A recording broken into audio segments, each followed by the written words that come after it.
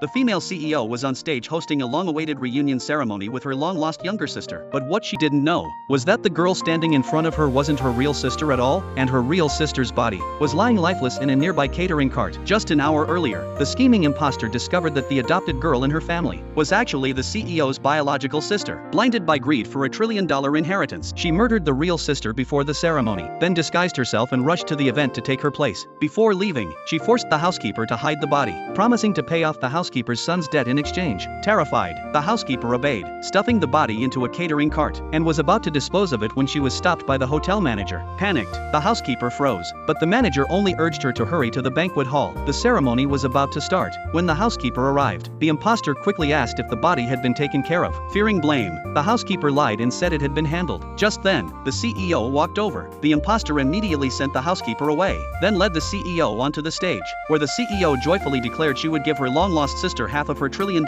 empire. She was just about to sign the documents when a young boy suddenly burst into the venue, interrupting the entire event. He pointed at the imposter and shouted that she wasn't the CEO's real sister. It turned out he was the real sister's close friend. Years ago, when he was diagnosed with terminal cancer and wanted to end his life, it was the CEO's sister who stopped him on the rooftop. She told him about her separation from her sister and encouraged him to live. This reunion ceremony was being live-streamed, and someone at the hospital recognized the CEO and tipped him off. The boy checked the CEO's childhood photo online and confirmed the girl who saved him wasn't the one on stage. Realizing she was an imposter, he rushed to the event to expose the truth. He disguised himself as a food delivery boy to sneak in and shouted out the truth just as the CEO was signing. But the imposter didn't panic. She had already anticipated this. She had bribed witnesses, forged a DNA test, and even stolen the keepsake that only the real sister shared. She accused the boy of being obsessed with her and seeking revenge, using doctored photos of him lurking outside her house. Faced with such strong evidence, the CEO began to doubt herself. Wanting to make up for the years they'd lost, she went ahead and gave the imposter half the company. The imposter sneered coldly at the boy, who collapsed from anger and coughed up blood. To tie up loose ends, she and her mother began plotting to silence him forever. Just then, a wealthy playboy suddenly appeared.